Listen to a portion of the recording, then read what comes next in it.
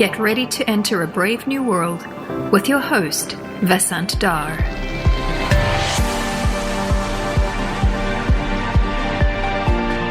Brave New World is supported by the Center for Data Science, or CDS, at NYU.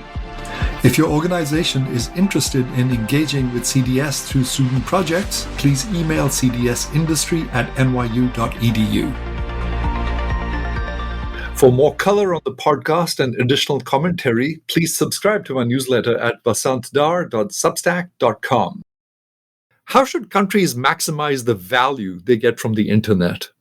There is no easy answer. On the one extreme, we can leave it up to quote-unquote the market, as in America. On the other extreme, the government could play a heavy hand, as in China. There's a third way of finding a good public-private partnership that India is pursuing. This was the major motivation for India's Aadhaar biometric identification system that now covers over 1.3 billion people. 13 years later, India is continuing with its partnership approach towards creating a quote-unquote digital public infrastructure, where the state plays a role in creating trusted not-for-profit entities to facilitate innovation. To talk about this today and this vision and how it's working out is Pramod Varma, who is the chief architect of the Aadhaar project. He is also the chief architect for various layers of the India stack, such as eSign, Digital Locker, and the United Payments Interface, all of which operate at population-level scale in India. Pramod, welcome to Brave New World. I am delighted to have you on the show. Pleasure to be here, Vasant.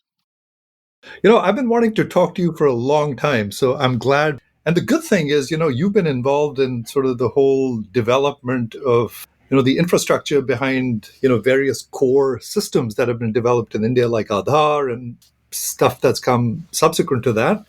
And now you've got a whole bunch of experience with their usage. So it'll be, really interesting to talk about and listen to your analysis of that.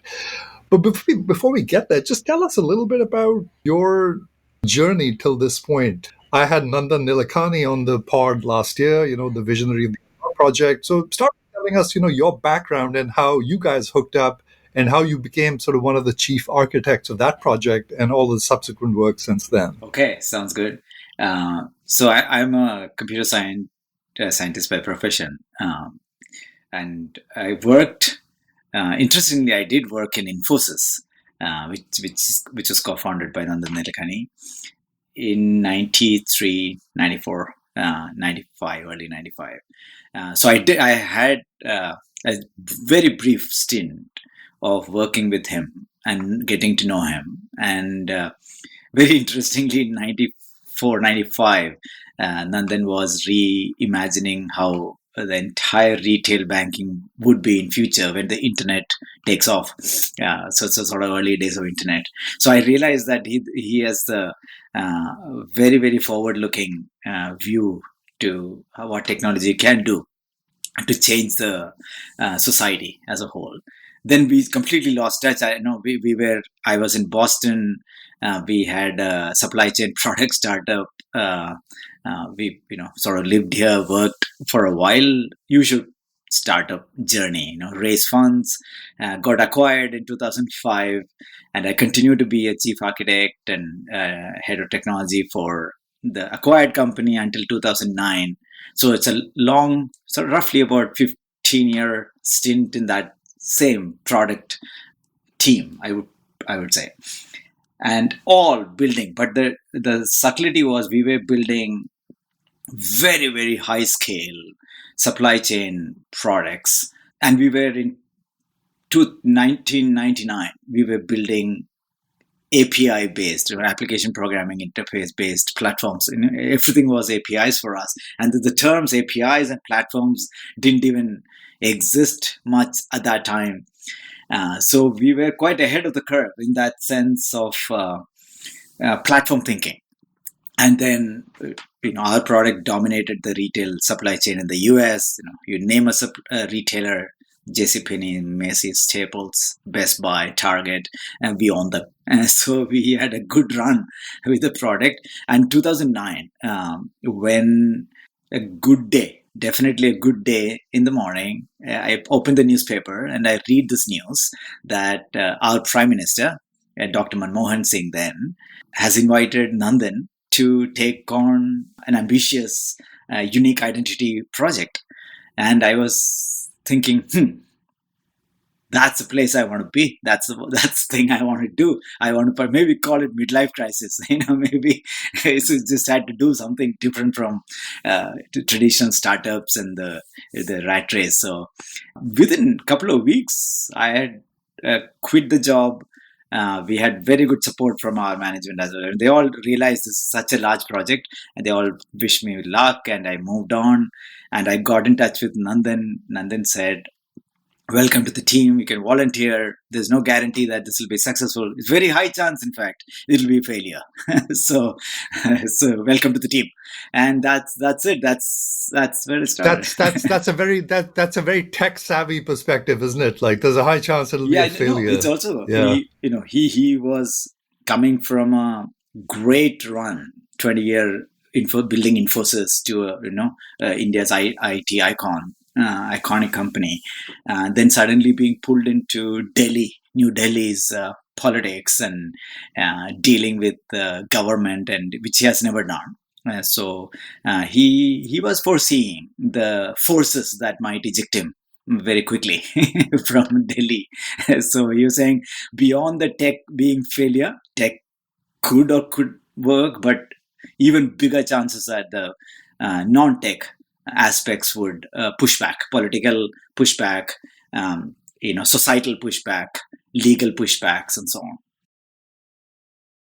So was there some pushback? Whenever I mention, I can imagine, because when I mentioned this biometric, identification system, people in the US think Big Brother. So was there that kind of pushback that this would erode privacy and impose a Big Brother kind of environment? Yeah, absolutely. And that's the beauty of democracy, right? We are noisy India, as you called it a couple of weeks ago. We are noisy, messy democracy, but quite vibrant. And that actually meant this project was both supported and attacked at the same time. And many people believed lack of identity, is fundamental, friction to access anything. You go to a bank, they need your ID. Go to airport, they need your ID. And not having an ID. And this is very important to understand for the listeners. Half of Indians don't have birth certificate, and including my father, educated families and so on. It was not a tradition to even get birth certificate. Nobody even registered them. So until the recent generation, registration of birth was very, very low. And being such an old culture, the border is all fluid and people move in and out, and it's very, very hard to figure out any unique identifier. So there was no foundational paper, unlike in the US, where there's a birth certificate and an SSN issued on top of that, almost at the time of your birth right here. And then you sort of build up, your profile here. India, that didn't exist. On top of that, you have very, very large migration, internal migration in the country for economic opportunities.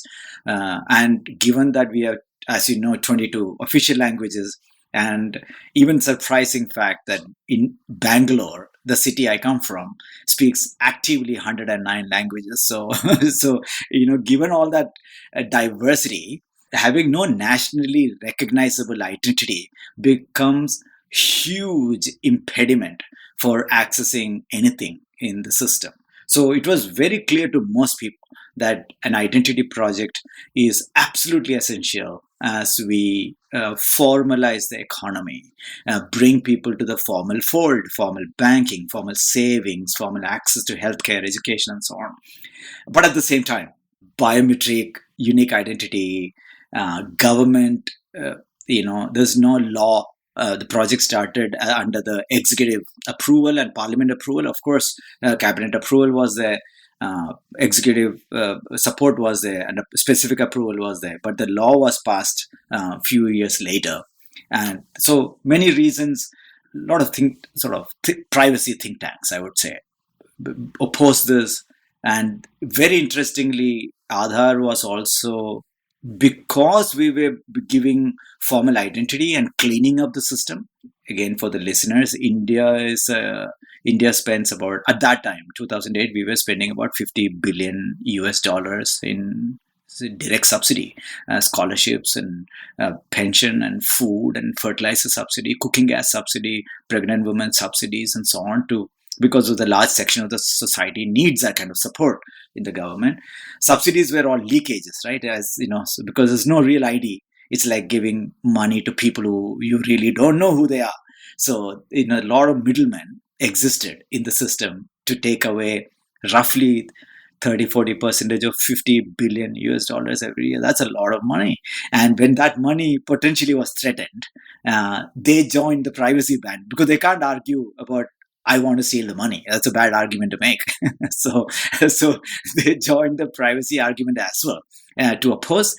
On top of that, we had political pushback, because Identity Project was set up as a first time in the world, almost, develop ID for development rather than ID for security. Almost all identity discussions revolves around security, border security, people coming in and going out. And this was nothing to do with security. It was about development and formalization of society.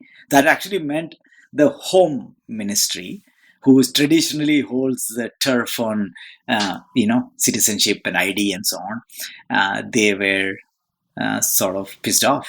As they would say, what is this alternate ID? We are supposed to be somewhat the people who would keep track of the foundational ID. So there was political pushback. There were privacy pushback, legal, huge. And by the way, privacy debate became the second longest Supreme Court case in India. Aadhaar's privacy debate, which we came out absolutely successful, and with very, very clear mandate. So summarize that debate. Can you sort of crystallize that privacy debate and how it actually ended up? The privacy debate was sort of mixed with many arguments. One, we had no data protection law. We still don't have a data protection law. So it was in the draft, but I think they repealed, and they're going to bring back a new law. The minister has committed it will come. But it's been, digitization started with cell phones and social media and internet, and subsequently government digital platforms. So digitization of society meant ton of data, and not having data protection law also meant this was being affected. Nandan wrote to Prime Minister as early as 2011 requesting to seriously consider data protection law as well, because without the larger umbrella data protection, questions about biometric data, who is keeping it, and so on will be questioned. But Aadhaar law, subsequently the identity law, was very, very strong. So the debate was about biometric being captured by government. So there was a question about, is biometric capturing fingerprint a fundamental violation of my privacy? Then debate shifted to, is privacy even fundamental in India? So there was a large Supreme Court bench that had to debate, is privacy a fundamental right as per constitution at all for you in India? And they concluded it is fundamental, but it's not absolute. Obvious reasons, frisking you in the airport is no more comforting to you than that guy frisking you. But you know what? You give up the right to your privacy for a larger societal good, for safety of everyone else, and so on. So it's not absolute, but it's fundamental. So debate was very well concluded. And to our satisfaction, all of us who were part of that absolutely wanted that to come through. Then the second question was, if that is fundamental, does Aadhaar project violate the fundamental privacy? And the answer to that was, it doesn't. It doesn't. You can actually use it for development purposes. You can use it to create identity. Lack of identity is huge disempowerment for the people. They are nobody in the society. Society as a system doesn't recognize hundreds of millions of people. That's not correct. And as we bring financial inclusion, health and education inclusion, this is necessary. But they put a caveat, Supreme Court, saying that mandating this ID all over the place, what is called disproportionately mandating, is not appropriate. So only proportional use. That means you have to reason with specific laws. That means in the income tax law, they are amended to allow mandating of your Aadhaar. Similarly, when the government is spending money to give scholarships or subsidies and so on, they can mandate Aadhaar because exchequer's money being spent on people, so people can't say no, I need the money, but I won't give you the ID, right? So those two was allowed by Supreme Court to say they are actually proportional. Unless we clean up our system, the middleman will continue to thrive, and people who deserve to get these entitlements and subsidies must get it, and make sure that identity is used there. But any additional usage, mandatory usage, not voluntary, mandatory usage, was stopped until new appropriate laws are created. So if you want to mandate it for voting, for example, which we haven't done, by the way, India has not mandated Aadhaar for voting. But if you mandate, then you have to bring out a specific law, pass it through the parliament, and then mandate it. Voluntary use is allowed because a billion people have identity card. They can choose to use it to train journey or airport entry or whatever voluntarily. But you can't mandate that you need Aadhaar to enter airport. You can't do that. Yeah. Yeah, it's interesting. You made the point that the primary criterion here was not security, but inclusion, right? And that seems to be sort of the major driving factor, Absolutely. right? That persuaded the government that overall in balance that this was a good thing. And this was also kept. This was that was a very, very smart design to keep the identity authority as an independent authority under the law, different away from the security or border control. Home Ministry is purview. It was kept under the IT Ministry's purview. In fact, a couple of threads I want to pursue. I think I've seen you mention that this money was like something like 18% of the budget that was going into these entitlement programs. Huge. That's huge. I mean, it sort of made me realize the extent to which India really is a welfare state. It's a huge welfare state. Last year we moved 80 billion US dollars directly to bank accounts to 650 million people. So where was the leakage happening? How was the... So traditionally, how does it work? Traditionally, let's say there are federal schemes like pensions and scholarships and so on. Then there are state schemes where the poor people can sign up with a food coupons equivalent in the US and so on, right? So, you have a lot of that program, but we are a much bigger welfare state in that sense because of the large population needs that support. Traditionally, it works is that the system, as part of the scheme, try to identify the people who are eligible.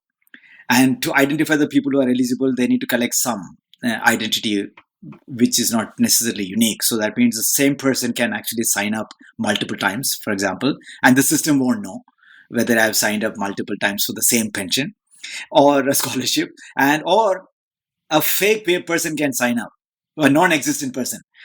They can cook up someone like Pramod Kumar, someone like that. And then, they're all Indian sounding names with Indian sounding addresses. And as long as some local officer is bribed off or whatever, you are in the list pretty much, right? So there were what's called a ghost beneficiaries who didn't exist ever as humans. And there are also a duplicate beneficiary, they were double dipping, triple dipping, and all that thing into the system. And the way it worked is that once a scheme is there, the list itself is somewhat incorrect list. But once the list is done, the money is then sent like a supply chain. So the center would give it to the state would give it to the district, and the district would give it to the panchayat, the town, in one sense here in the US, because they're a highly federal system, quite like in the US, quite federated in that sense. Administration is quite federal. So the money would keep on moving from bank account to bank account to bank account, gets parked, and let's say there is a project that was done as and under some particular scheme. after the project, the local people would dish out the actual cash money, and then people would be standing in line. And then it's like old 30 years ago, how somehow salaries were issued in manufacturing or whatever, right? End of the day, someone is giving you cashed out as a contractor. Now, many things can go wrong in this. The money doesn't move efficiently. Nobody has accountability of how much money is parked where. Delays in actually giving out, because end of the day, almost daily wage people, these people need the money almost daily or every few days, because they have no savings to dip into. When the contractor delays that payment because they can get float, they'll say, I'll give it to you next week, or I will take 20% cut. What are you going to do? I am the boss. I'm dishing out the money to you. So I would take 20% cut or 30% cut before I give it to you. These poor people have no agency or power to really fight all that thing. And what changed today, 10 years later, is that there is absolutely no movement of money and no dishing out of cash at the end. Only information flows up. So information about these people move up, and the money gets directly deposited to the bank accounts of people. So that's one change. And second change is the ghost beneficiary and the sort of double dipping, triple dipping went away, because Aadhaar as a unique identity became the primary key of that table in one sense. That allowed you to get one time scholarship, and you can only get once, and if you are entitled, and only genuine people can get it because they are biometrically deduplicated genuine people.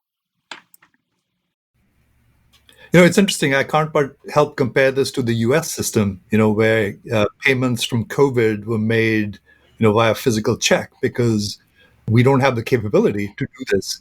So how have things worked out? I get the feeling that the establishment of Aadhaar, with its various protests and hiccups and everything, I mean, at the end of the day, it's been immensely successful.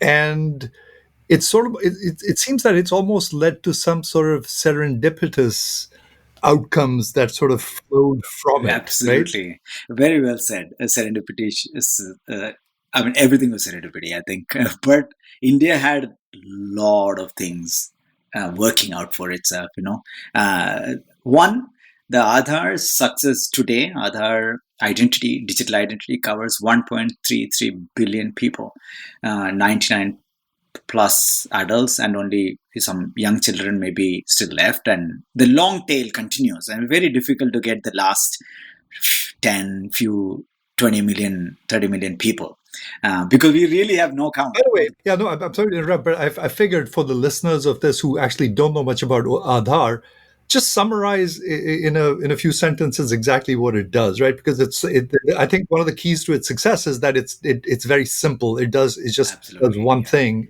and that's so it, I think right? the project was about giving digital identity to all residents of India. So in that sense, it's not a citizenship. It didn't give you any entitlements whatsoever. It had no entitlement attached to it. So somewhat partly similar to social security number, that every resident can get it, legal resident can get it, but it was not attached to any entitlement. So there was no social protection or citizenship or free food or anything attached to it. So it was questioned, why would a purposeless identity, digital identity, which has no purpose by itself, be successful? Mm-hmm.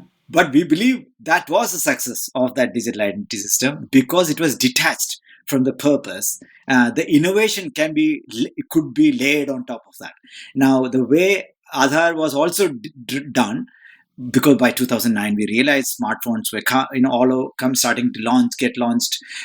Android had launched, internet was already there, and we realized the mobile data and so on will get cheaper, and everybody will have a device. So we were already forward seeing the devices penetration and everything else. Given that, we decided that it is not going to be an identity card play. So we said there's nothing like card, although we refer to as Aadhaar card there. It is nothing but a laminated, sort of not so good looking ID printout. And you can print out any number of times. There is nothing called original card with a hologram or anything. There's nothing security about it, because it's an identity in the cloud, and you can unlock and lock using three factors. Actually, you can use unlock and lock using fingerprint, You can unlock and lock your identity using face. You can unlock and lock using your mobile number. If you have attached mobile number, you can get a one-time PIN, one-time passwords, and so on. So, and Aadhaar offered two primary APIs, application programming interface. So that is one of the, again, a very different change, that identity as an API driven platform rather than identity as a card was a very important thing. So purpose detached and a platform play meant many other people could leverage. Now bank, for example, could onboard a customer under the banking regulation and open a bank account using Aadhaar with no paperwork. So the cost of onboarding and cost of account opening plummeted, because now I can simply walk into the bank and say, I'm Pramod Varma, my Aadhaar number is 1234, put in my fingerprint. Instantly, they can verify, digitally signed, non-repudiable way. They can verify that it is indeed Pramod as he claims to be, and they get a copy of my digitally signed identity in their system so that they can instantly open a bank account, which is one of the reasons we opened 400 million bank accounts in 2-3 years. It's just crazy. Amazing. I've seen a picture you've shown that showed, like, I think maybe, I don't know who published it, but it shortened sort of the expected time to 80% inclusion from like 46 years to 6 years. Yeah, that was right? published by almost Central Bank of Central Banks, Bureau of International Settlements, BIS, in Basel. They analyzed our Aadhaar effect on financial inclusion. And the study, which was published 2020 December, I think, says we would have normally taken 46 years to get people bank account, get 80% of the country bank account. And India compressed that development cycle, 4 decades compression, into flat 6 years. We just reached 80-90% bank account penetration in flat 6 years. Were there any surprises? Did some things go wrong that you hadn't anticipated? Absolutely. And I think we anticipated a lot of that as well, but it was not a security issue. There was no security breach, and frankly, a lot of that noise was just because of the debate, privacy debate. There were a lot of disinformation and a lot of noise being created, but it was mostly about at scale, at 1 billion people scale. And there is always someone getting excluded who can't. A lady from a tribal belt, for example, would struggle to get an ID card when Aadhaar is free. It's easy to get. There is nothing. We actually capture 4 attributes, flat. That's it. Name, date of birth, gender, address. And even not even husband name, not even father's name, not even, you can literally declare your address because you're biometrically unique. So it doesn't really matter, right, whether your address is truly verified. And Indians don't have address, right? Half the time we are behind the temple, under the tree kind of addresses. So anyway, this is reality. And so it was, but even then you will read these examples of people running around not able to get it because at the edge, there is a human officer in one sense, or human person who is slightly more empowered than this lady sitting on the other side of the counter, harassing and asking for money and it's a sad state. Humans always look to screw other humans, I think. So it's very difficult to get out of it. And somebody would deny. There was a case in Bihar where food, nothing to do with authority itself. It was under the Food Security Act. There's free food. It's guaranteed free food for poor people, and this officer would just deny her because she's from tribal area, sort of caste issues and so on, would just continue to deny her food. And I think, there was a death in her family or something like that. It was very, very saddening. Cases like this would come out. And all of us would say, it does, how much ever you try to do at scale, everything is working well. There's always these people harassing and bribing and demanding because of the pure power play equation in the society at the end. Yeah. No, humans will be humans, and humans are noisy and all kinds of other things. So let's come back to the serendipitous kind of path here, right? So what happened, right? So it's a few years down. I think what happened. So the biggest thing that happened, at least according to me, is for the India as Indians and Indian leadership, a belief was set in. I think the belief is fundamental to even believe that we can do something at scale for a population like this, right? Most of the time we look to the West, we are a developing nation, and we sort of look for um, support from them and so on. This is the first time when a project like this never been attempted in the world. Massive in 600 million in 3.5 years and 1 billion in 6.5 years, right? We reached these projects with everyday usage of 80, 100 million everyday authentications happen in the Aadhaar system, by the way. That tells you it's not somebody is not walking around with the ID card not knowing what to do. It's being used every day. So we get about 1.5 billion authentications every month in the system. That means many poor people at the middle bottom of the pyramid is heavily leveraging it. Unlike some of us who might have other identities and other mechanism to establish ourselves in the system.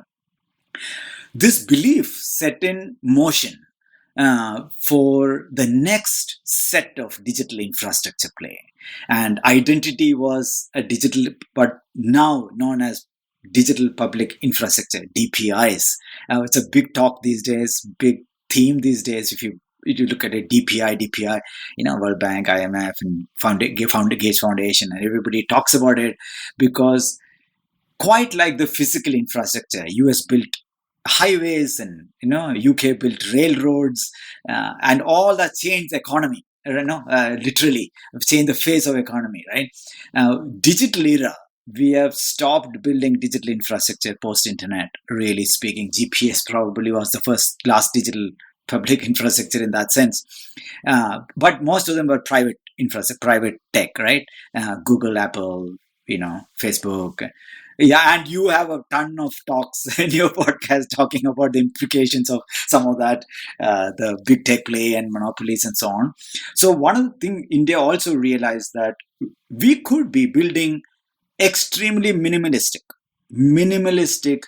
digital building blocks that trigger innovation. And identity was the beginning of that. Aadhaar was the beginning of that. Aadhaar as literally 2 APIs, and all it captures is 4 attributes. All it does is issue one number. It has no purpose whatsoever. It has nothing else it does whatsoever.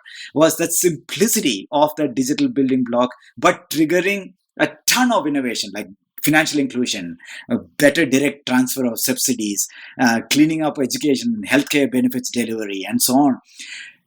Allowed us to reimagine the possibility of if we can build digital infrastructure at population scale, but not as a solution. Don't look at it as a whole app or a solution. Rather, build it as underlying digital building block, like Lego blocks or whatever.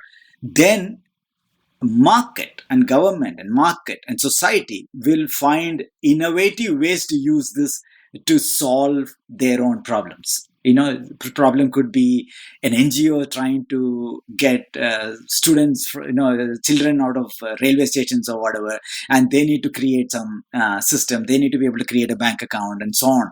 So I think it is very, very important to understand that innovation is a layer above the digital infrastructure. And we realize the digital infrastructure has significant economic and societal benefit in formalizing the society and providing democratizing access to healthcare, access to education, financial inclusion, and so on. These two drove us towards 2014, when the new prime minister, with the new regime set in, he took on, full throttle. In one sense, we were, everybody was expecting this project to be cancelled because it was a previous political regime, but it was fully supported. And Aadhaar law was brought in, ensured that this entire project is under the law, and then launched what's known as Digital India Initiative. And Digital India Initiative included payment infrastructure, credentialing infrastructure, and subsequently data ownership infrastructure, and collectively sort of known in the world as India Stack. All of them are design principle point of view, does the same, extremely simple, does one thing really well, and it does not solve by itself. It is a building block that allows others to solve larger problems. So it distributes the ability to solve.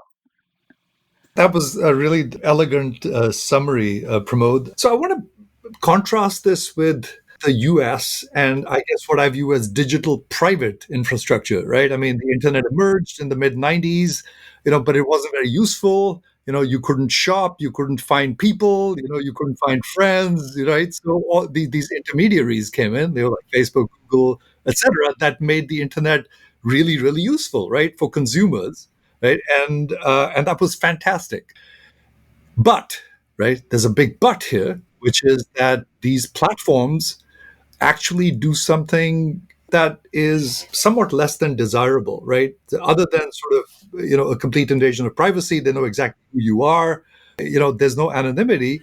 They actually become extremely powerful by virtue of the fact that they're collecting data both from the consumer side and the supplier side, right? So they're sitting in the middle and they're just observing everything and they become incredibly sort of information rich, savvy, and can, predict all kinds of things about you before you know it, right?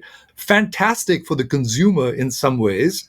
But now we're seeing kind of pushback here in the US, like something doesn't seem right. So, and we've had several conversations about this. So, walk us through sort of the Indian way of thinking about this. So there are two elements to it. Maybe a slightly long answer, but two elements to it. One idea is interoperability, and the other idea is ownership and portability. So we'll come back to these words. The first idea, interoperability, is to create many systems, many players in the system that can offer the same thing and be compatible with each other, right? So if you look at the phone network, go back on our phone network, the way I might be using a Android phone in India, using a telecom in India, but you may be on an Apple using AT&T or Verizon or something here, but I can pick up the phone and call you. The two different telcos using two different devices. So there are two devices, Apple and Android, two different telcos, but working almost all the time. Fundamentally shows you that if someone can build an interoperable infrastructure or interoperable underpinning, the private innovation can still thrive, but you have more players now who can actually bring it in. Same thing can happen in email, for example, with SMTP and POP and protocols that subsequently was built up, allowed Microsoft to have a mail, Apple to have a mail, Google to have a mail offering, or even European guys, more privacy focused guys like Proton Mail or anybody else. No, we have a choice. We have a choice as a consumer to choose a mail, but I can still send you, Vasant. I can send you an email without worrying. Are you on the same platform as I am? Right? Otherwise, I can't communicate.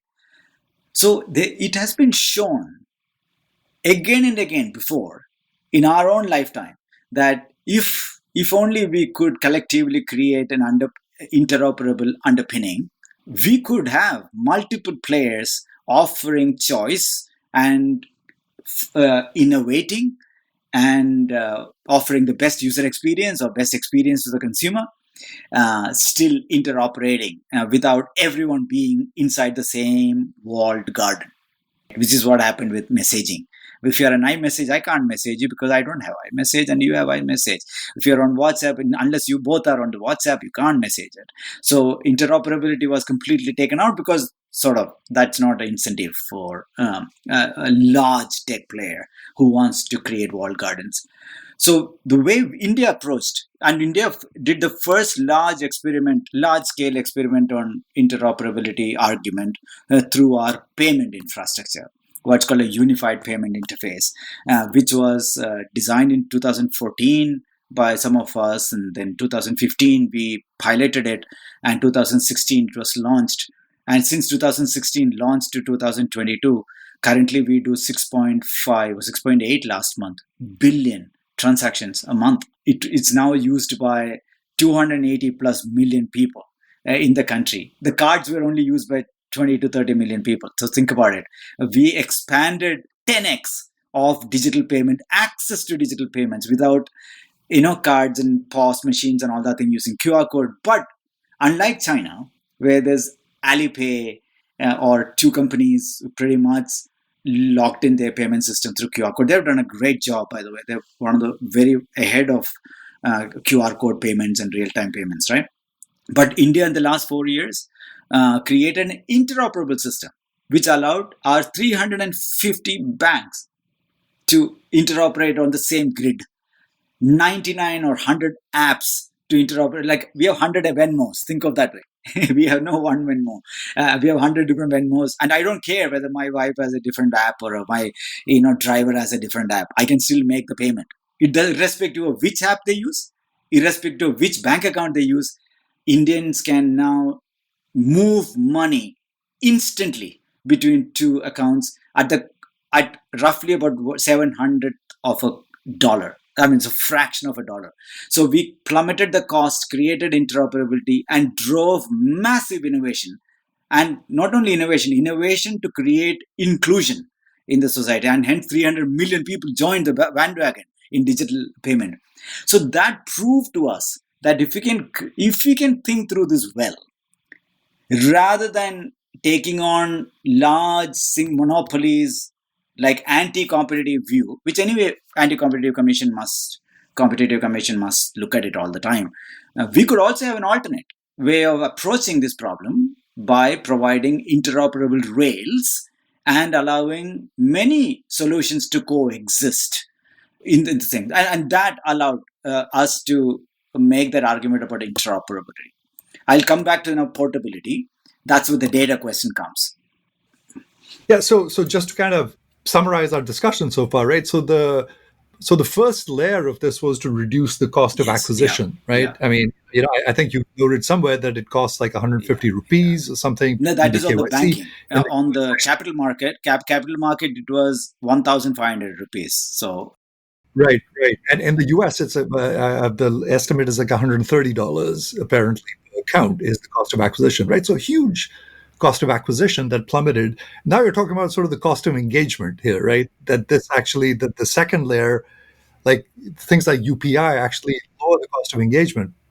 And I don't want to interrupt your sort of train of thought, but I just want to insert one thing in here that I've seen you talk about, which is that, and there's several things you've mentioned. You mentioned platforms, protocols, interoperability, rails, right? And I think for the most part, I think we sort of know what they mean. Like interoperability is sort of the ability of systems to work with each other with minimal sort of effort, from the user. Platforms are these things that sit in the middle that aggregate, supply and demand. Talk about protocols a little bit. What is a protocol and why is it so central to this Indian innovation that we're discussing question. Here? Now, even with the UPI, people ask this question, is UPI a platform or UPI a protocol plus a payment network? It is actually the latter. UPI itself is not one platform. We have 350 banks, 100 apps, many more apps and platforms, all on the same grid. So it's a network. So it's like internet. Think of this like a finternet, financial internet, a very special purpose payment network, large-scale payment network, interoperating. And even earlier days, although it was inefficient way, the SWIFT network and so on, sort of created this old style in network, not real-time payment, but nevertheless, it was a network of interoperable financial institution having a common way to move money, right? And that existed, and the UPI took it to supercharged it for real-time payments and so on, and allowed a brand new innovation layer on top of that. So UPI is broken down into two layers if you look at it. The first question you ask in a network is that how does each party connect to the network? Is there a language that party has to speak to connect to the computer on the other side? The language of that speaking is a protocol. The protocol is the specification of that language. It's a set of specifications, just document specification. It's sort of on GitHub. It could be lying around as a document. It's nothing but a document that specifies how each party would talk to each other in a computers, in the sense of computer, of course, not human being, but computers talking to each other. That is protocol. So it's not live. It is just an asset. It's just a document. Now, when that protocol gets implemented by various parties and form a cohesive, unified network, it becomes live, and it becomes a live network, like a live phone network, live email network, and so on. So protocol is just a set of specifications of how computer on that network would speak. HTTP is a common protocol. Most of us know. This is what we type on the browser, HTTPS or HTTP. Behind that, someone wrote that protocol. A set of people, researchers ended up building that HTTP protocol, which became the computer language by which the browser speaks to your internet server. So similar to that, very, very similar to that. Once we did the interoperability argument, that instead of, there's only two ways to try to take on the large tech play, right? Is one, try to build your own, like government trying to build our own, apps, or government running a bank application. It's sort of old way of thinking, right? In the sense that that's very socialistic, pre-90s, India's pre-90s. If Indians know, in 90s is when we opened up, 92 is when we opened up our economy. Until then, it was highly restricted and controlled environment. So government ran everything. Heavily paternalistic. And you had to wait for 5 years to get a phone connections, and you had to beg and plead for a bank account. It was very tough for most people. But on the other side, when you open up, a private player could monopolize it, monopolize the market, right? That's the other side, when government is not stepping in or regulator is not stepping in. So what the protocols allow you to do is that regulator can specify the interoperability and portability argument. I'll come back to the portability argument, but come back to interoperability and portability as a necessary evil to deal with demonopolization, innovation, new entrants playing in the game, creating a level playing field for newer players to come in. So regulator has to step in and say, here is the standards and specifications and protocols that is needed to ensure that banking systems connect to each other, banking systems speak with each other, and they are not proprietary end-to-end monolithic systems being built and sort of taking over everything. That created this large UPI network. But as part of that, we also realized, by the time we were 2016, right? By the time 2016 in India, we already had 1 billion Aadhaar identity holders. We had UPI setting in. We had, by then, smartphones were starting to become everywhere. And social media, by then, Facebook and all is extremely popular. WhatsApp is extremely popular in India. YouTube, everyone is kicking in full gear. And cost of data plans are plummeting in India, especially with Reliance Jio coming in. We have 10 cents roughly for a gigabyte every day. 1 GB every day we can for 10 cents. Mobile data is very, very cheap in India. For the people in the US, you find it very hard to figure out how cheap it is. So given all that thing, the next question was taken up. What happens if millions, hundreds of millions of Indians are leaving their digital footprints in all these platforms? How does the future look like? Does the data get monopolized by these platforms?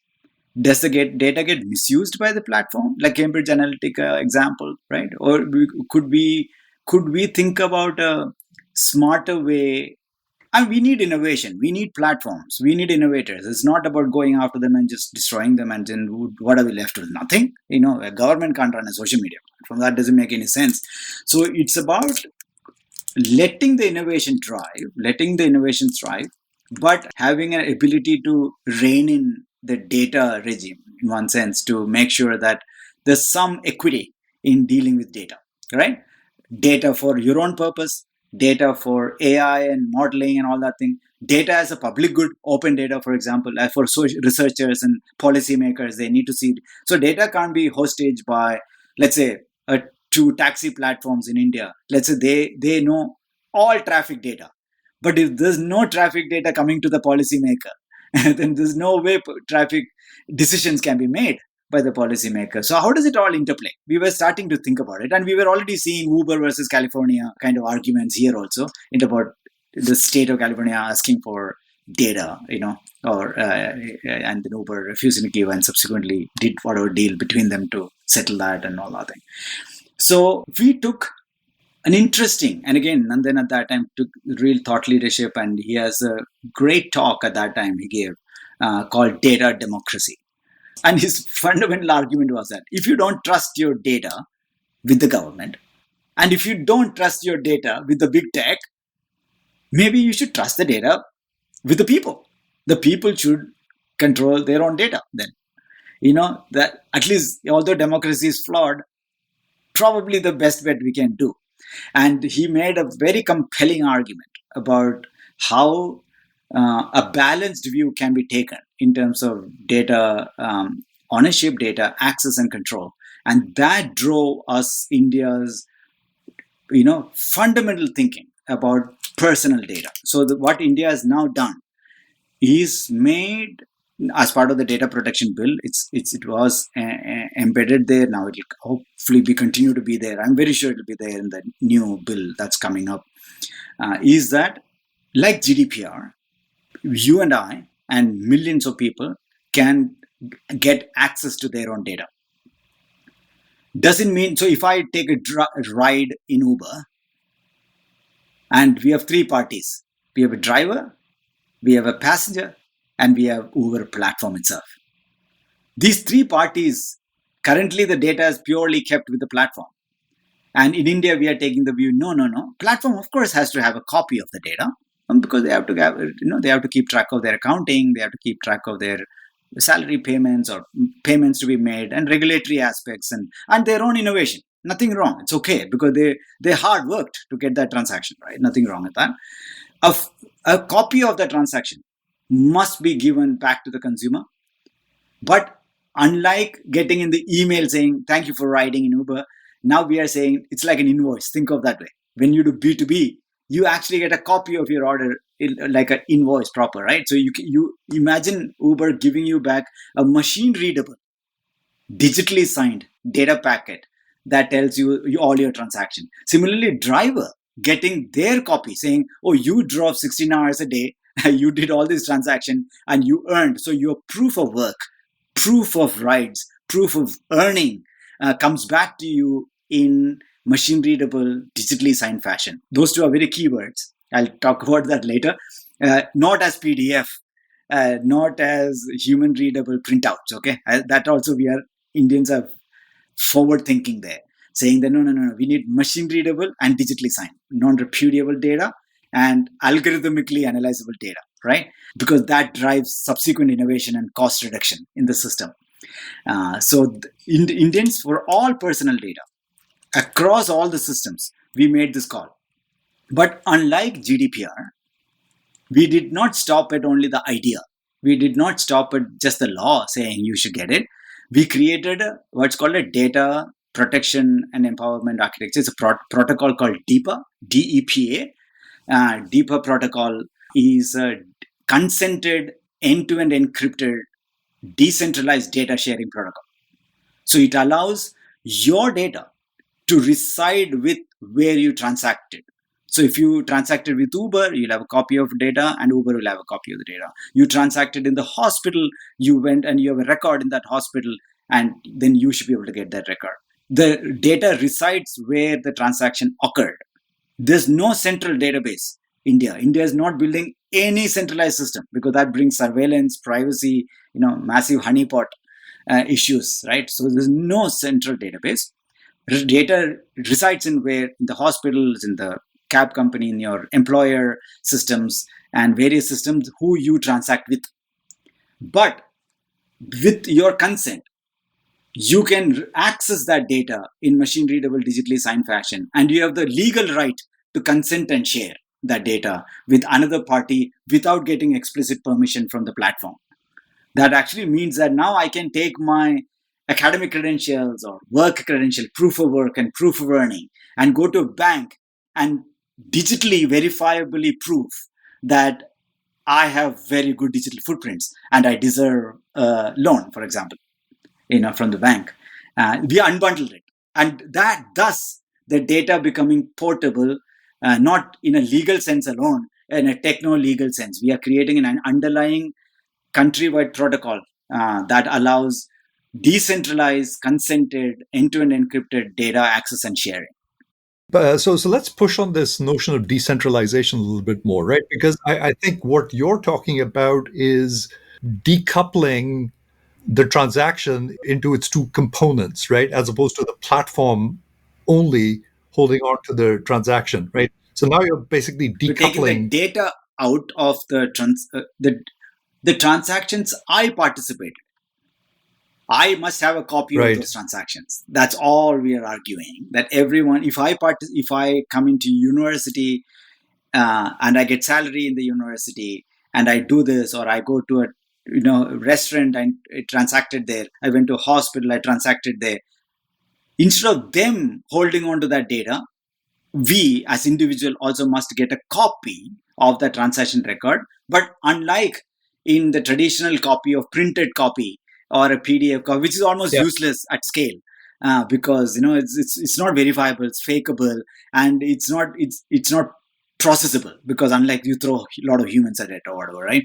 So we are getting that in a machine readable, digitally signed fashion.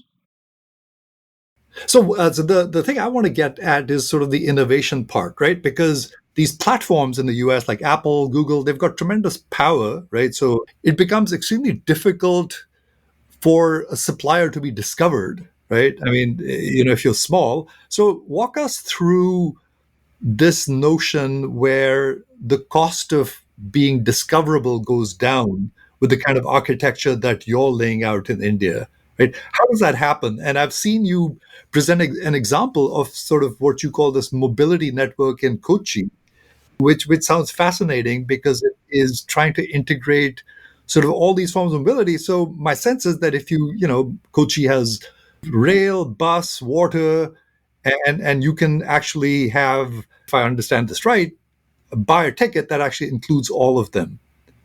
So walk us through how that actually happens, because I haven't seen that functionality anywhere else in the world. And it seems like that is sort of one of these innovations coming out of India, which is a different approach to decentralization than all of the Web3 talk that's happening here. So walk us through how those are different. Indian notion of decentralization Yeah, relative to so I think Web3.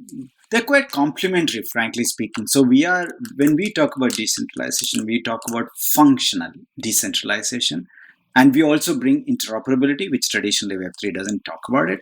But in almost all decentralized networks in India, whether it's payment network, data network, or commerce network, which will allude to discovery. We'll come back to that discovery point. In all those places, we could use a blockchain or any consensus mechanism or any change to actually park our assets. So, for example, on any of this network, if you want to keep your credentials or data hashes or audit trails in a non-repudiable way as a ledger, we can continue to use it. So they're not an alternate to Web3. It's actually a functional view we are taking rather than a tech up view. Now we have blockchain. What do we do with the blockchain was not the question we were asking. We were asking, we need to get this done, and we need protocols to share this thing. While sharing it, if you want to keep a copy of your data in a blockchain, feel free to do so. No big deal. Or any Web3 wallet, if you want to keep your data and certificates, Indian consumers can continue to do so. Nothing is stopping from them doing it. It is very, very complementary. And what Web3 doesn't do is Web3 is a glorified platform play. And some people might argue against this when I say this. It's a glorified platform play on top of a decentralized asset system. So you have a decentralized token or a currency or asset system on the chain, verifiable, non-repudiable, great, and scalability will get solved. Although it's a problem these days, L1, L2 layers, and people are trying to solve much of that. It will get solved. Tech scalability and tech will get solved. But what it doesn't do is guarantee interoperability between the two payment platforms on Web3. That requires a functional semantic protocol that allows payment to move, healthcare services to be discovered, or mobility services like a taxi service to be discovered. That's not an incentive for definitely not an American VC funded startup. Okay, American startup will not be naturally incentivized to say, why would I want all my transaction on my platform, right? Why would I want to interoperate with another platform? It's my job to create a Web3 version of Uber, where a platform is a layer above the chain, where the assets may be decentralized. So the driver might have their certificates or some of the data, for example. Even if you implement that, I said driver might have a better control on the chain, what I can do with my data and my certificates and my rating on the chain. But the way you book it, the way you discover a taxi would continue to be on a platform on top of Web3. What we are doing in India is actually making an interoperability argument on top of Web3. Right. So let's come back to the Kochi mobility network, right? What does it take for all of this thing to interoperate, right? Like the taxi service, the ferry, the train. So from the end user standpoint, they're dealing with some, I guess you would call it like a super app or something. What's going on like under the scenes that makes it all interoperable? That isn't happening here in the US at the it's moment. not happening anywhere yet. I think this is very ambitious approach in one sense India is taking on. What's called a decentralized commerce networks. The idea of creating is interoperable commerce network, maybe a better word than decentralized. Decentralized as an asset layer, Web3 can be used there, but interoperable commerce network. What does it really mean? Is that today, if I want to book a taxi in a city, I would open a taxi platform app like Lyft or Uber or whoever exists in that city. And that aggregator, the same platform who is providing me the app, also has the inventory and aggregated all the drivers. And if that platform has aggregated 1,000 driver, you are limited to that 1,000 driver. And if that platform has not integrated metro, tough luck. You can't actually book. Now you open up another app, and for the metro app, you have to book directly, or you go get a card or something, from the station or something you want to do. So it's either is fragmented, or if for some reason, if this platform manages to integrate everybody on their platform, then you have the monopoly going on, because now you have the other argument. While it's for a consumer, it's one app solves everything. This app has now monopolized because that's the only app through which the taxi driver can see a demand. Taxi driver can be discovered. That means if the taxi driver does not list themselves in that app, no one will discover the taxi driver and you just die, right? You're getting no deals at all. So I think we are dealing with two issues. Either a fragmented system, because not one aggregator can bring everybody, then you are left with their own inventory, everybody having their own inventory, different apps, or a complete monopoly where everybody is integrated onto one platform, right? We are asking, maybe there's a third model. If you take away our notion of this one platform notion and think like internet, what internet did to us, we could be thinking a network view rather than a platform centric. Your topology is not the one big sun platform in the middle with a lot of planets around it.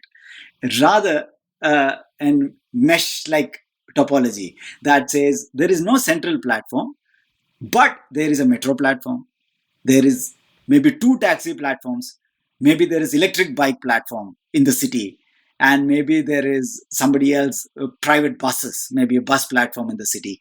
But all those platforms, what if they all speak the same language, computer language, in terms of searching for, I want to go from point A to point B. That's all consumer is saying. Consumer is saying, I want to go from point A to point B. Give me the best options. Now, each of those platforms can offer an option to saying, yeah, that I have this metro from here. You'd walk for 8 minutes, take the metro and go there and you can reach there. Or taxi guy would say, oh, I'm right next to you. I can offer you $12 or whatever, I can offer you. Or another bus guy would say, oh, actually there are 2 buses right from your houses stop, but you have to change over another bus. With 2 buses, you can actually reach in the same place, maybe $2 or whatever, right? But they're not coming from one platform. Now, there are 5 platforms behind the scene, all responding to the intent of the consumer.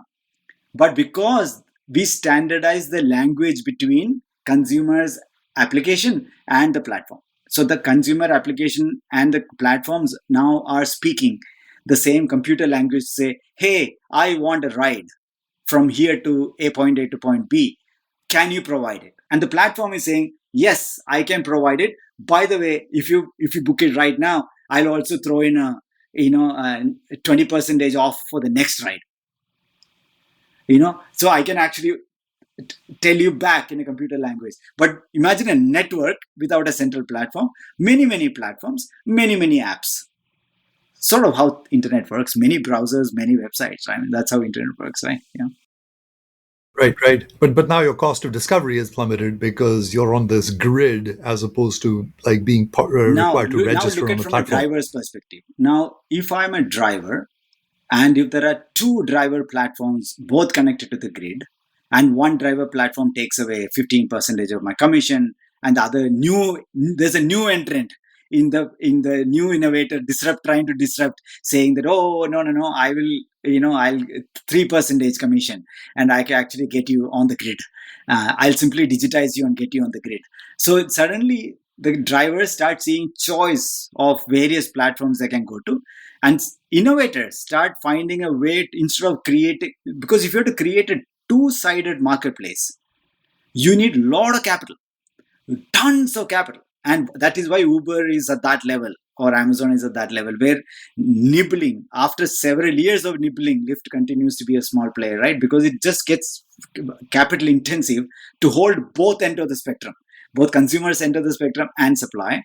In our view, in our topology, the platforms that offer driver-side facilities don't have to worry about demand or consumer acquisition at all. All they have to do is make sure they give a superior driver app with transaction, booking, acceptance, my ledger, how much I earned, all that good stuff what the driver wishes to see, or on-off, lunchtime on-off facilities or whatever they need to create, and simply hook up to the grid. Because I am on the grid, everybody is discoverable by design.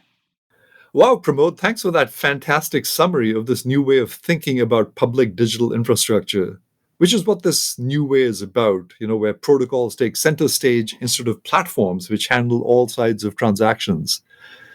Let's talk about trust in such a system. With platforms, you trust the platform, which is supposed to ensure quality, proper fulfillment, and redress if something goes wrong.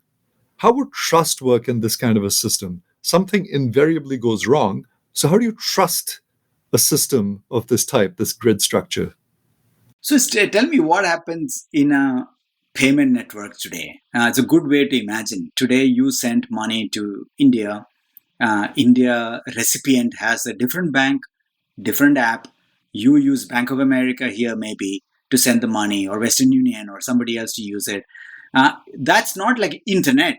It's a trusted network with end-to-end processes, agreements set up in the system. But as a collective, they have come together to create a, not a real-time payment, but nevertheless, slightly older model. But nevertheless, money moves slightly. It is expensive and it is slow, but it does move today in the system.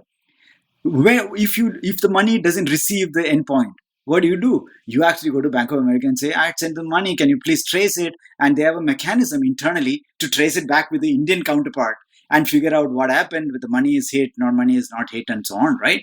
So the imagination is quite similar to that. Imagination is quite similar to your phone calls or anything else. You have trust because you trust your AT&T. If something happens in the call or something, you can actually call them up, and they have a mechanism to. There's a agreement of the network participants counterpart can be reached. Same way, this is not a Wild West internet. This is a trusted network or grid that is created with participation agreements. So anybody who joins the grid, any platform or any app player joining the grid, signs contracts with the network facilitator. So there's a network facilitator who is facilitating the creation of, it's like GSMA, creating the GSM telephone network and so on, or a Swift creating that network, or even MasterCard creating that network. What happens today? So although it's a private network, it's a good example of a private network. But I could, in Timbuktu, I could, literally swipe my card and something goes wrong. I could have grievance system and I could take it up, and hopefully, there's protection measures and so on reasonably most of the time, right? And this is because it's a network. It's not like internet. It's a network with specific contracts, SLAs, agreements between all participants. So participants join the network. Even in India, participants are joining the network saying, I agree to the good behavior of the network and I agree to do the SLAs. And they have even grievance handling APIs. So we have open APIs for rating and grievance handling, except that one big middleman, there's no entity, one big middle entity, rather a chain of entities, like a supply chain. A chain of entities, your app to your taxi platform to the actual driver. And let's say there's a driver harassed a woman or something like that. You could actually take it up and solve end-to-end because they have a network participation agreement and SLAs, and they can be taken out of the registry if the platform is misbehaving and not agreeing, not adhering to their contracts. There's payment settlement between them, by the way, because the app it's not the same. Amazon or Uber is collecting the app money and giving it to the driver. Now you have let's say Google Map or some app like that collecting the money. Behind the scene, there is a taxi platform who Google has no direct contract with, but they have a contract with the network. This is how, AT&T settles money with Airtel in India, right? It's not because they have a direct contract, because they have a network level agreement that we will settle money between both of us. The internetwork connection fee gets settled, right? So quite similar to that. It's been done before, and it's not that we have not seen it. We somehow forgot it, I think, in the platform world. Fascinating, totally fascinating. So, I want to come up a level here and just sort of contrast this Indian innovation with innovation in the US, which I see as sort of, the government sort of stays out of the way, regulators do minimal stuff, whoever can take it all, and if you're really good, more power to you, and you get really large. And then if you get too large, then they worry about antitrust, right? That's kind of the way it works here. Whereas when I think about what you're talking about, it seems, right, so the US has got sort of this unfettered approach to innovation. Go for it any which way you can, and we'll worry about, concentration of power and antitrust later. It seems like the Indian approach seems more sort of channeled, where I guess there's some regulatory intervention. Well, yeah. So if I sort of step back and ask myself, and I've written about this, what's the role of private-public partnerships, in developing this digital infrastructure? And you talked about rails, right? The U.S. had tremendously successful public-private partnerships, when it comes to the railroad, the post office. They laid the rails and provided all kinds of incentives for people to build around it.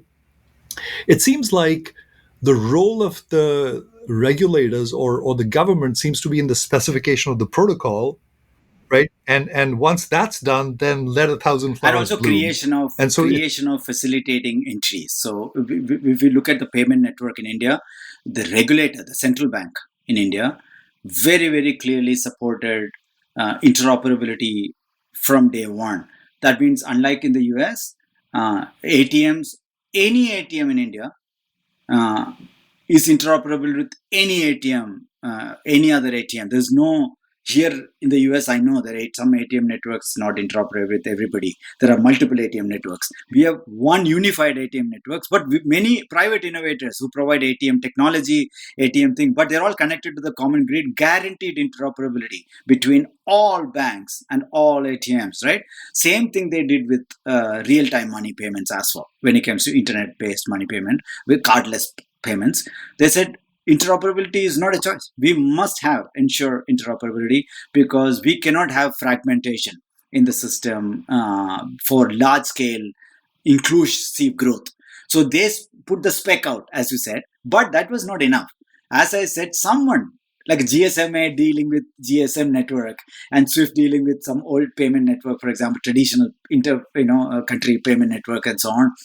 You need to set up a facilitator, not a regulator, a facilitator of this network who will co-create participation agreements, SLA guarantees, good behavior procedures and processes and all that thing between all the participants of the network, so the network become vibrant, trustable, and everyone benefits out of the network rather than a distrusted, self-collapsing network. So the facilitator in India is set up typically as a not-for-profit entity. The payment is done by a corporation called National Payment Corporation of India.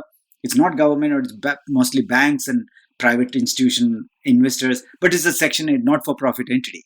Similarly, the mobility network, commerce network, we are creating ONDC.org is open network for digital commerce, basically ONDC for .org. It's a Section 8, again, not-for-profit entity funded by institutional funders, which is created for a utility, as a utility player who's a facilitator of the network, who will hold the registries, who will bring together everybody on the table, saying that if only we could create the retail commerce doesn't have to be sub 10% of the country. We could expand the digital commerce to 50-60% in the country in the next decade. And that means every one of you, the expansion of the pie becomes so large that everybody benefits out of it, right? And overall inclusive growth happens. So this facilitator is typically a not-for-profit. So this is what happened to MasterCard. MasterCard was a not-for-profit corporation. But the moment it became for-profit, the entire incentive structures and CEO bonus and everything else changed to, growth, revenue and growth driven architecture rather than facilitation of a open network. So India is continuing to keep them as not-for-profit, all these facilitating entities.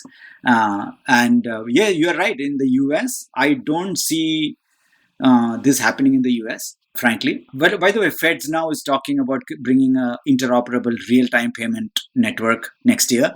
But it's going to be hard because I think US mentality is that if it's working, what are you meddling with? What do you want to do? We have good players. We have MasterCard, Visa. Cards are very, consumers love it. They're using it. There's nothing to worry. Apple Pay is coming. They are innovating. Google Pay is innovating. Why are you in the middle as a regulator, right? I think that's a view US would take. But India's definitely not. Two reasons India is not taking the view. One, India's formal system is actually sub 10%.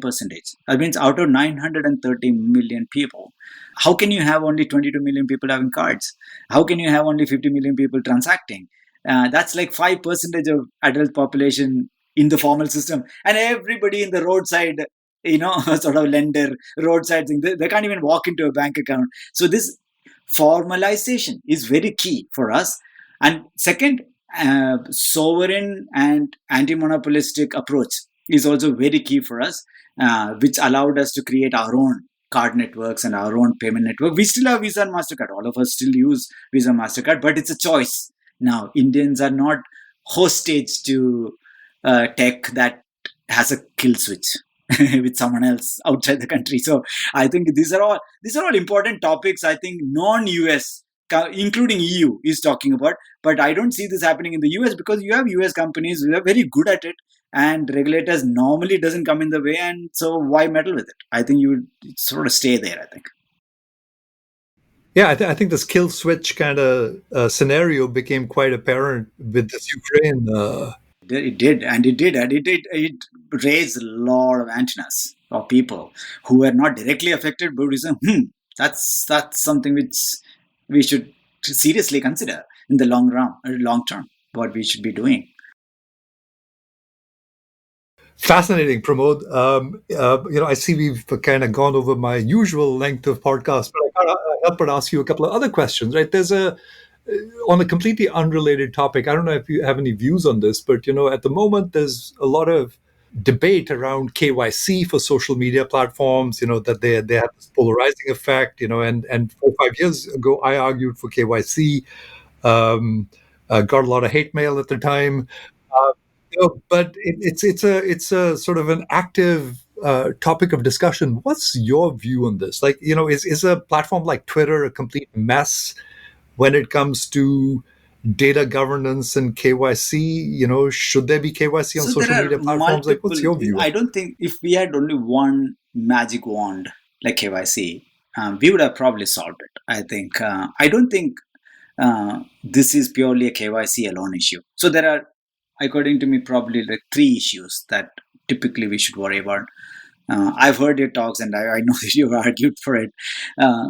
The first one is that is there a accountability and realness in one sense of the individual on the social media that I'm talking to?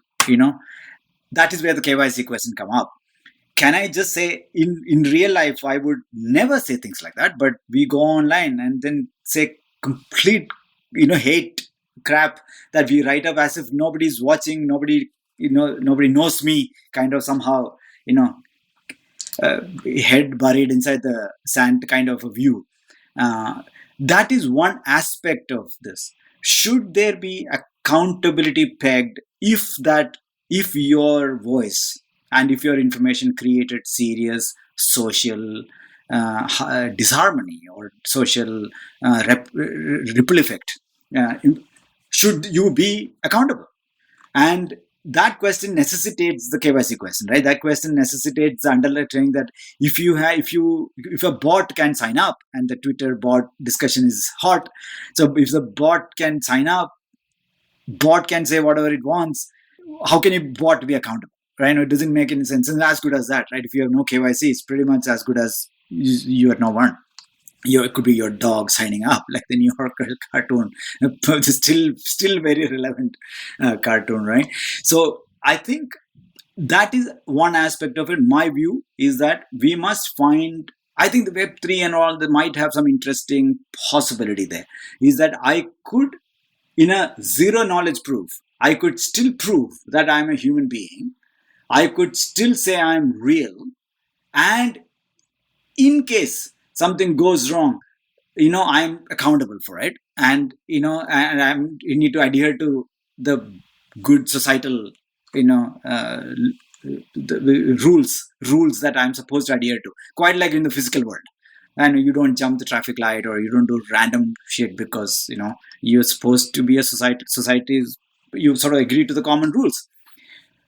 So I think there might be some interesting way to use the zero knowledge proof and so on, still verify the identity without being, you can be still have a alias or a pen name and so on, but there's some way to make sure you are indeed a human being. Second aspect of that, second sort of sub aspect of that is that we must be given a choice to be verified. So that's an interesting point I always argued, is that most people are good people. And I don't mind in going to LinkedIn or Twitter and saying, I'm actually Pramod. But you don't verify me because only, you have this weird central verification scheme going on. Why can't I use my identity voluntarily? You are not mandating. I will digitally prove that I am who I claim to be. Put me a tick mark that others in my network can trust me, right? It's about me and my network. It's not me and platform. It's a me and network, right? So if you incentivize trust as a first class thing for becoming a good social media person, then people will voluntarily sign up. So that's not a mandatory KYC. It's a optional voluntary KYC to say, I am genuinely who I claim to be and follow me, right? That kind of thing. And so that is second point. And the other orthogonal point is that even if you do this, the question about disinformation, machine generated information, AI generated information, and with stable diffusion, all that thing you are all tracking. It just, the amount of real stuff you can produce through machines is just, it's sort of crazy, and it could trigger, a large amount of unrest and large amount of anarchy or high entropy in the coming days. In before we settle down, we will settle down. I'm very optimistic about it. I'm always a perpetual optimist. I think we'll settle down, but we'll settle down after seeing a huge negative ripple effect for disinformation campaigns, massive machine generated informations that might be, there's no vetting process, verification process, and so on. And the last point I want to also say that is that anytime there's a central platform which a VC funded or a governance structure and few people sitting in Twitter headquarters trying to say right or wrong, is almost always incorrect model. So I think it's just who are you to say it's right or wrong? Right, you'll get a chuckle out of this, but when I argued for KYC, what I didn't actually address is who's going to do the KYC. Is it going to be done by a human or will it be done by an algorithm, right? And you get a chuckle because I applied for Twitter Blue, and I pointed to 3 of my academic articles, my wiki page, and I got rejected by an algorithm. Yeah, no, I think it is also to do with so that is where I think Web3 does give some hope. Is that if I have verifiable attestations with me, attestations from my peers, attestation from trusted entities like government might be attested, or bank might have attested me, or a passport authority might have attested me, my friends might have attested, my university might have attested me. If I have a way to carry my verifiable attestations with me, I could potentially use that to voluntarily, for sure, to say, do a automatic, you don't make a decision. I'm showing you my attestation which is verifiable to you, and you should have a common rule. But anytime we have a platform centric view of, like Twitter, it's a private platform. Fundamentally, you don't have to be there. So they would say, get off if you don't like our platform. So Pramod, last question. How is the rest of the world going with regard to how they're using the internet and whether they are adopting the India stack, right? So, or the approach of the India stack, which is this sort of building blocks, highly decoupled. Who is that appealing to? Because I can see that the US is kind of, here the train has left the station in a certain kind of way, right? That things are going to sort of evolve in their own manner. But in a sense, India had sort of a late mover advantage, right? That is, a bunch of you guys, visionaries, could sort of think about this and actually set up a productive partnership with the government and make this happen, right? And we're seeing the fruits of it. Which way is the rest of the world going? We see sort of 4 models evolving, right? And this is, or at least the last decade, if you watch, there's a US model, highly capitalistic, leave it to the innovator, stay out of regulation. Anyway, US tech companies are dominating. So what's your worry? What's your big things? Stay put and let that juggernaut continue. And in case it gets too big, as you said, maybe anti-competitive view can be taken. There's a Europe model, which is highly legal point of view. There's a bring out the axe after laws after laws after laws, like messaging interoperability. They're talking about USB. Just you saw the charger interoperability. That's just passed that across EU. Yeah, I think that's a great idea. Finally. Too many wires in the laptop bag. Yeah. So, but they are GDPR. They led the world with their legal angle, but they have no technology backbone to implement a lot of that. So open banking has been nibbling, hanging around UK, but really not happened much with it. They have no other alternate to social media platforms or payments infrastructure. They are still MasterCard, Visa guys, same, or Diner, Amex, mostly American companies still there. So they are in that model. They sort of highly legal. They don't trust the government. They don't trust the private American innovators. Sort of They are caught between because they have the history of the war and all that thing. You will find it very hard to trust anyone. There's a China model, where the government is supreme, they're full control over it, but they're letting the innovation happen, and they're, right or wrong, who are we to say? They're cruising ahead, in terms of tech, AI, IoT, electric EVs. I mean, they're doing crazy stuff there, and sort of seem to be working for them. Definitely doesn't work for democracies like us, but the two companies are fully reined in by the government, one or two companies, and that's their model. And India model has been somewhat a hybrid of US and Europe, I would think, and in China, if you look at it that way. So we are saying, no, we must create a set of minimalistic, regulated guarantees for interoperability, level playing field, portability, that must come through regularly, so that because if it's not low cost, we'll continue to have the top 10% of the country, 8 to 10%, 80 million, 90 million people who have access to everything. And then you have 900 million or 8 to 50 million people, 10x of that, who have nothing, so the great divide cannot exist, because great divide will create anarchy later. So, we must create inclusive economy. Inclusive economy is very key for us. So we look at this two-layered approach where we create interoperability, portability, some sort of standard driven, protocol driven argument as a public rail, as a digital public infrastructure, DPI. On top of it, both government, private, and societal NGOs, or whoever want to innovate, they can all innovate at a lower cost, higher speed, to create truly inclusive and diverse solutions that India needs. India is not uniform in any sense of matter, right? We are not uniform. So we need, if people are not uniform, culture is not uniform, language is not uniform, nothing is uniform, then how can you have one app does everything for everybody? And so you need many apps as well, or many solutions as well.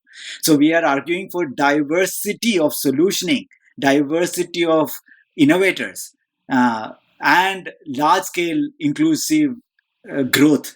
We believe this can be achieved if you layer innovation on top of public rails or digital public infrastructure. And what is interesting, in the last 10 years, I think this is now very attractive, which is why much of the world is now talking about DPI, digital public infrastructure, except in the US mostly, including Europe. Europe is talking, Australians are looking at it, Japan is looking at it. Of course, developing countries like Southeast Asia, Asian continent, Africa, heavily, LATAM, heavily looking at the idea of digital public infrastructure. On top of it, private innovation can thrive, fundamentally creating a reasonable balance. Now, there is no perfect world. That thing could go wrong, could go right, but this is the same argument as democracy. So same argument that there's nothing perfect about democracy, but we would always take it any day. This has been fascinating. So I really want to thank you for, sharing your time and expertise. I've learned a lot, and I continue to look forward to your innovations. We didn't actually get to talk about the Beacon protocol, which you've laid out as sort of a new way of thinking about distributed commerce. I'll just point the listeners to that so they can look at it. But, maybe I'll have you on again soon enough, and we can discuss that, because I find that fascinating. And that would just sort of really get us sort of deep into, how exactly the Indian digital ecosystem and maybe other countries that adopt it would be different, from the US, and some of the real advantages in going down that road. Vasan, it's been a pleasure being here. And this was long due. So happy to be here today. And very much looking forward. I'm a huge fan. I listen to every one of them, even though I'm a computer scientist, although some podcasts don't make no sense to me. I still sit and listen, because I think they're very curious as socialist argument and artists who come on your podcast and so on. I listen to everyone. So big fan.